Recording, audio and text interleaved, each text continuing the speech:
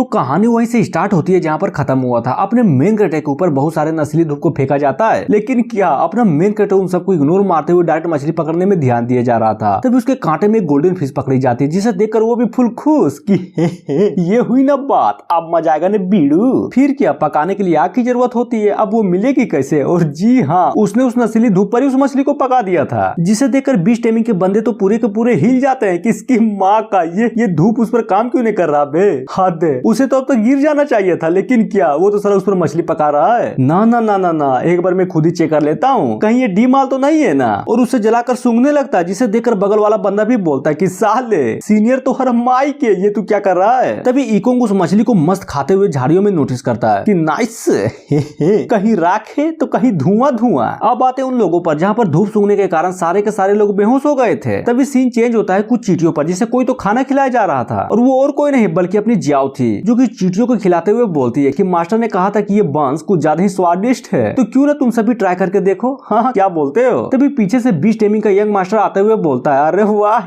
ये मैं क्या देख रहा हूँ, वो साला चच्चा इकोंग तुम्हें खाने के लिए सिर्फ बंस देता है, अपमान, कुछ ज्यादा ही बड़ा अपमान हो रहा है तुम जैसे बिष्टों का। और ये सुनने के बाद उधर तोता भी चिल्लाया जा रहा था कि हाँ हाँ अपमान अपमान, बहुत बड़ा अपमान। वो भी देखो लड़की तुम्हारे पास अभी मौका है, तो सोच लो मेरे साथ आओगी या फिर यहीं पर सड़ोगी। जिसे सुनकर वो भी गुस्से में बोलती है कि साले तेरी माँ का, तुम्हारी हिम्मत कैसे हुई मेरे मास्टर के बारे में गलत बोलने की, नहीं छोड़ूंगी, बिल्कुल भी नहीं छोड़ूंगी। तभी यंग मास्टर भी फुल जोश में एक आर्टिफैक्ट को निकाल कर उस पर हमला करते हुए बोलता है कि अगर इज्जत से नहीं मानोगी तो जबरदस्ती करूंगा, तो ये ले। और फाइनली अपने आर्टिफैक्ट को यूज करके उसको अपनी ओर खींचने लगता है, और एट द एंड वो भी पकड़ी जाती है, जिसे देखकर यंग मास्टर भी पूरा खुश कि देखा इसे कहते हैं आर्टिफैक्ट, जो कि सिर्फ मेरे पास है। तो अब बोल क्या करेगी तू, बनेगी ना मेरी गुलाम? हाँ चलो मैं तुम्हें सोचने के लिए एक और मौका देता हूँ। तभी जियाओ भी लाइक, साले कमीने कहीं के, एक बार आजाद तो करके देख, फिर बताती हूँ कि कौन बनेगा गुलाम। तो इसका मतलब तुम नहीं बनोगी, समझ गया? अरे समझ गया तो ठीक है, अब अपन के पास सिर्फ एक ही रास्ता बचा है, तुम्हें अपने साथ ले जाकर जबरदस्ती अपना गुलाम बनाऊंगा, फिर देखता हूँ कि तुम क्या करोगी। तभी अचानक से एक हमला होता है, वो भी उस आर्टिफैक्ट पर, जिसे देखकर लड़की की तो लिटरली गांडी फट जाती है कि बब्बी रे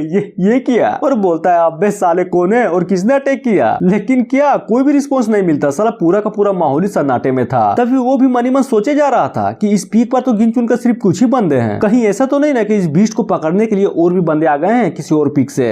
हो सकता है कि कोई और भी यहाँ पर है, इसलिए मुझे जल्द से जल्द यहाँ से निकलना पड़ेगा। और जैसे वो अपने आर्टिफैक्ट की ओर देखता है, उसे देखकर तो वो पूरा का पूरा हिला पड़ा था, क्योंकि उसका आर्टिफैक्ट टूट जो गया था, जिसे देखकर वो भी किसकी माँ का ये क्या है बे, साला ये तो मछली का हड्डी लग रहा है। फिर क्या आर्टिफैक्ट के टूटते जियाओ भी आजाद हो जाती है, और उसके मुंह पर एक पावरफुल पंच मारती है, जिससे वो भी उड़ता हुआ दूर फेंका जाता है। अब आते यंग मास्टर की, जिसको बहुत ही गंदी तरीके से पड़ी थी। उधर जियाओ भी फुल गुस्से में उसकी ओर बढ़े जा रहे थे कि साले आज ना तुम्हारी गांड फुल ऑप्टिमाइज करके मारूंगी, चाहे मेरे पास हथियार हो या फिर ना हो, मारूंगी तो जरूर। जिसे सुनने के बाद वो भी कुछ ज्यादा ही डर जाता है कि अरे यार प्लीज प्लीज मुझे छोड़ दो, मैं कसम खाता हूँ कि मैं यहाँ पर कभी नहीं आऊंगा, देख मेरे पास मत आ। जिसे सुनने के बाद जियाओ भी बोलती है तो ठीक है चलो यहाँ से जाने में मैं तुम्हारी हेल्प कर देती हूँ। फिर क्या बहुत पीटती है उसे, कुछ ज्यादा ही पीटती है। तभी सीन चेंज होता है दूसरे दिन, जहाँ पर अपनी डिसाइपल मस्त सोई पड़ी थी और उठ जाती है। वो भी हाँ पता नहीं साला पिछली रात को क्या हुआ था, अचानक से प्रैक्टिस करते करते नींद आ गई। खैर छोड़ो, पहले नहा लेती हूँ, बाद में देखूंगा कि क्या करना है। फिर कहीं तो जा रही थी और अचानक से कुछ तो नोटिस करती है, और जैसे ही करीब पहुंचती है लिटरली वो सामने का नजारा देखकर पूरा का पूरा चौंक जाती है कि क्या साले बीच टेमिंग के दलाल, तेरी माँ का तू यहाँ पर क्या कर रहा है, क्या फिर से लड़ना है क्या मुझसे? हाँ आजा, मैं भी तैयार हूँ। और ये सुनकर वो भी अपना फेस उठाता है, जिसको देखकर लिटरली में यार मुझे भी हंसी आ गई थी। तभी वो भी बोलता है तुम कौन हो?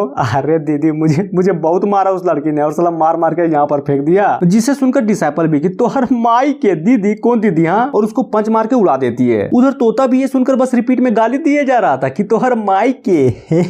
अब आते यंग मास्टर की, जो कि बोलता है अरे यार जब से मैं यहाँ पर आया हूँ खाली पीटी रहा हूँ, कसम खाता हूँ मैं यहाँ पर कभी भी नहीं आऊंगा, चाहे कुछ भी हो जाए। अब आते हैं हेवनली शॉर्ट पीक में, जो कि कुछ ज्यादा खूबसूरत लग रहा था। तभी हमें एक भीड़ को दिखाया जाता है, जिसके बीच में कोई तो तलवारबाजी किए जा रहा था, जिसे देखकर सारे लोग भी फुल खुश कि ओ माय गॉड क्या तलवारबाजी है सच में मजा ही आ गया। उधर वो बंदा भी फुल एटीट्यूड में अपनी स्वॉर्डमैनशिप को दिखाया जा रहा था, और एक एक करके बहुत सारी तकनीकों को दिखा देता है, जिसे देखकर उस भीड़ में से कोई तो बोलता है कि अरे यार तुमने देखा क्या, उसका तलवार लिटरली में 9 तलवारों में बदल गया था। महाकसम ये देखकर तो सच में लगता है कि ये मेरे लाइफ का बेस्ट एक्सपीरियंस था। तभी दूसरा भी लाइक हाँ मेरा भी। इधर उन सब की बातों को सुनकर वो भी मनी मन सोचता है कि क्या गांडू है ये लोग, बस थोड़ा सा तलवार क्या चला दी, साला ये लोग तो फैन बन गए मेरे। नाइस।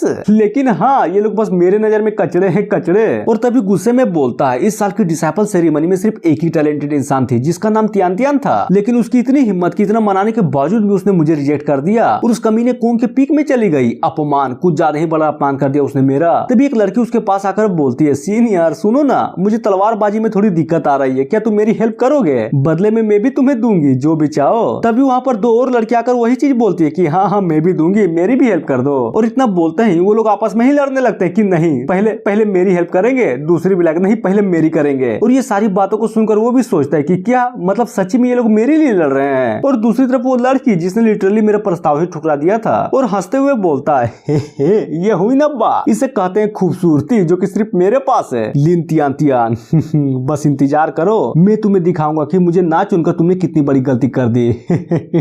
और इतना बोलते ही एपिसोड खत्म हो जाता है। तो मिलते हैं नेक्स्ट वीडियो में। So thank you.